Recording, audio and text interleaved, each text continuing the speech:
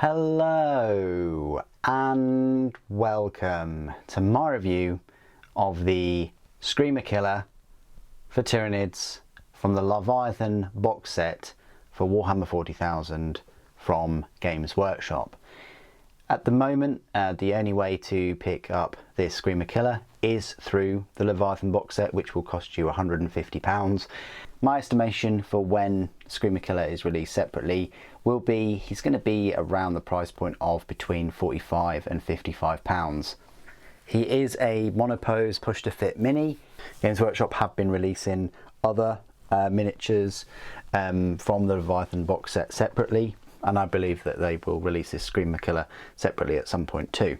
So the format of this review is as follows. We'll have a closer look at the Carnifex, I say, and then there are no spare parts, so we'll go straight into some size comparisons with the other Tyranid minis from the kit and some other Tyranids that aren't in the kit, as well as some Space Marines, and then I will go through all of the rules for the Screamer-Killer.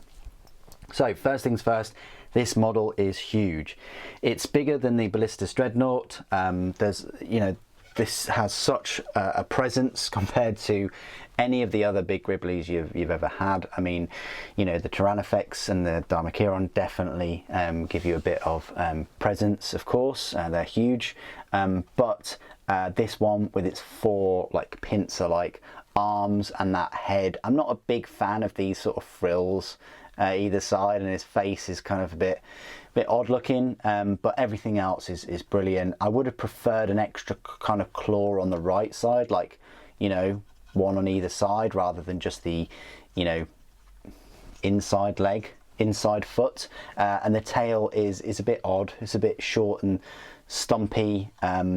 Yeah, you're missing like a wrecking ball type different tails and things of other Carnifexes, but other than that, I think it's pretty cool and very intimidating unit. Not too bad to put together. There will be some mould lines along the legs because they join in the middle, but the claws aren't too bad, and you probably will get some gaps and mould lines in between all of these chimney stacks and here around the head, but as I say, the claws and the arms are fine. So no spare parts. Let's get into the size comparisons first with some Tyranid models. So we'll start off with, of course, the Tyranid Prime right here. Tyranid Prime is dwarfed by this Screamer-Killer. The Neurotyrant, again, you know, similar kind of height though. And finally the Psychophage, which is probably, you know, the third largest model maybe after the Ballistus Dreadnought, but yeah, the Psychophage is almost as tall. Nice size Gribbly there on this big sort of oval base as well. Then comparing it to Tyranid models that aren't in the set, we've got a Swarmlord here. You know, sort of Hive Tyrant size. They go together pretty nicely, I think.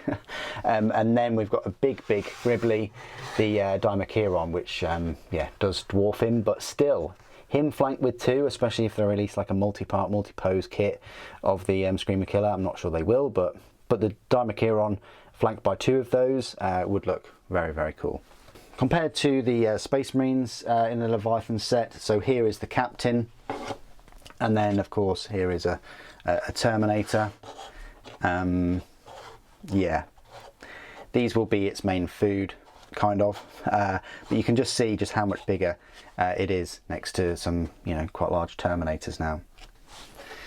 And the final size comparison I always like to make is just with my standard units that I showcase. So here is a Primaris Space Marine. So if you're going up against like 5-10 Primaris, it's going to hold its ground.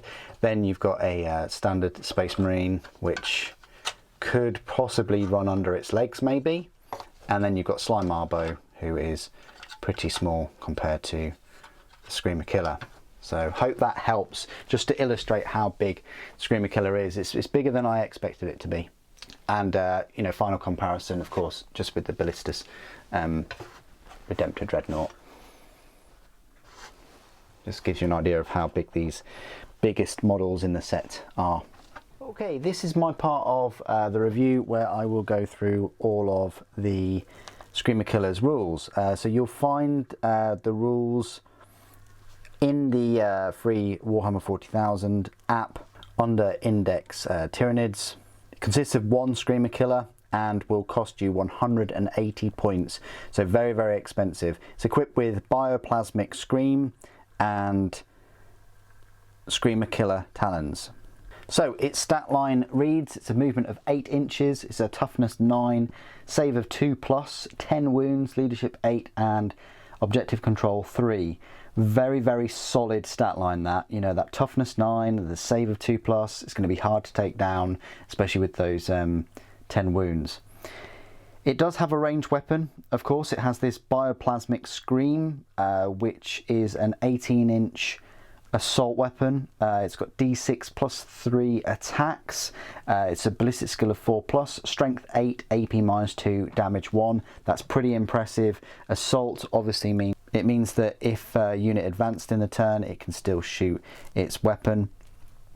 And also blast. It is a blast weapon, so you're getting to add 1 to the result for every 5 models that are in the target unit when you selected it as the target, rounding down. Melee weapons, it has the Screamer-Killer Talons, which is 10 attacks, weapon skill 3+, but it is strength 10, AP -2 and a damage of 3. Quite horrific, you know, having those 10 attacks. Abilities, it has Deadly Demise 1, which means that you roll a d6 and on a 6, each unit within 6 inches of that model suffers a number of mortal wounds, so it'll be 1 mortal wound because it's Deadly Demise 1.